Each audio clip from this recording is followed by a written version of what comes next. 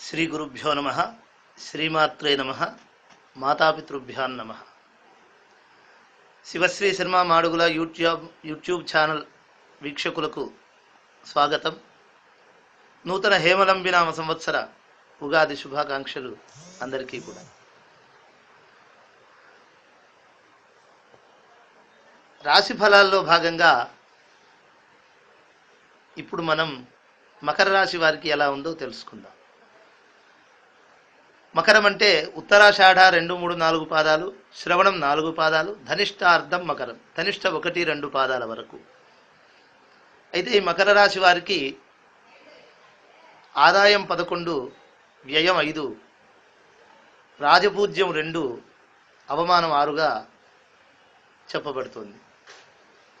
అయితే కాస్త గౌరవాన్ని పెంచుకోవలసిన సందర్భం ఉంది కనుక ఆదాయం కన్నా వ్యయం అయితే కొంచెం పర్వాలేదన్నట్లుగానే ఉంది కనుక ఆదాయం అధిక సంఖ్యలో ఉన్నట్లుగా, అంటే రాశి ఫలాల్లో ఉన్నట్లుగా ఆదాయం అధికంగానే వచ్చేందుకు మనం చేసే ప్రయత్నాలను, అలాగే గౌరవము తక్కువ ఉండంగా అధికంగా పెంచుకునేందుకు చేసే ప్రయత్నాలను రెండూ బలంగా ఉండాలి, దైవారాధనతో కూడి ఉండాలి.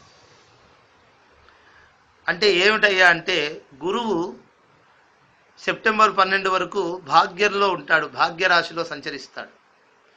అందువల్ల మొట్టమొదటి ప్రథమార్థమంతా భాగ్యంలో ఉండటం వల్ల గురుబలం బాగానే ఉండి కొన్ని కార్యాలు సాధించడానికి వీలవుతుంది.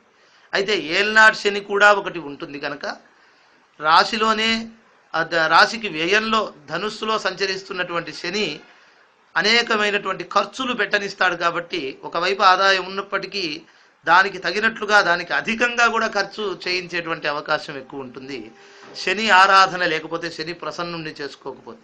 కాబట్టి శనిదేవుడిని ప్రసన్నుండి చేసుకుంటే కొంతవరకు కొంత ఆదాయము కన్నా వ్యయం ఎక్కువ లేకపోయినా కనీసం ఆదాయం వ్యయం ఆ రెండు సరిసమానంగా సరిపోయే పరిస్థితులు వస్తాయి.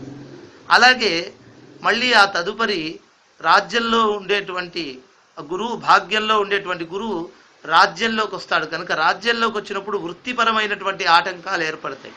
గోచార రీత్యా రాజ్య గురువు వృత్తిపరమైన ఆటంకాలు ఇస్తాడు. అలాగే మరి రాహువు చూస్తే మకర రాశికి సంబంధించి సరిగ్గా అష్టమంలో రాహువు ఉన్నాడు. తర్వాత సప్తమానికి వస్తాడు రాహువు. అష్టమంలో ఉన్న రాహువు కొంతవరకు కొన్ని రకాలైనటువంటి క్లేశములు ఇస్తూ ఉంటాడు. సప్తమంలో రాహువు వచ్చేసరికి, అంటే రాశిలో కేతు వస్తాడు కనుక రాశి కేతువు సప్తమ రాహువు వల్ల అనేకమైనటువంటి కుటుంబంలో ఉండేటువంటి చిన్న చిన్న సమస్యలు పెద్దవిగా కనిపిస్తూ మనస్పర్ధలు కలుగుతూ విభేదాలు కలిగే అవకాశం ఉంది కుటుంబ సభ్యుల మధ్య. ముఖ్యంగా ఆర్థిక సమస్యలు, ఆర్థిక చిక్కులు ఎక్కువ కలిగే అవకాశం ఉంది కనుక వాటన్నిటినీ సాధించుకోవాలంటే మాత్రం ప్రధానంగా మకర రాశి వారు విష్ణు ఆరాధన బలంగా చెయ్యాలి.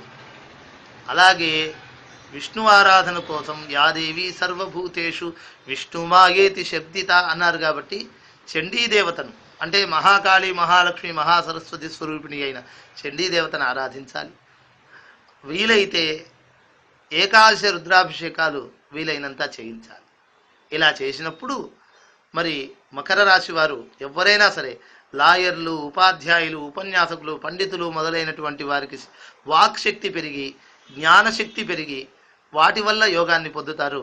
అలాగే ఇతరేతర రంగాల వారు, చేతి వృత్తుల వారు, వాళ్ళు తమ తమ రంగాలలో అభివృద్ధిని సాధిస్తారు. మరి అలాగే పంట, వ్యవసాయపరమైనటువంటి రైతులకు సంబంధించి పంట సామాన్యంగానే ఉంటుంది కానీ కష్టాలు ఎక్కువ రాకుండా ఉండగలవు కనుక అలా విష్ణు ఆరాధన చేసి జయాన్ని పొందెదరుగాక. జయోస్తు. మీ శివశ్రీ శర్మ మాడుగుల.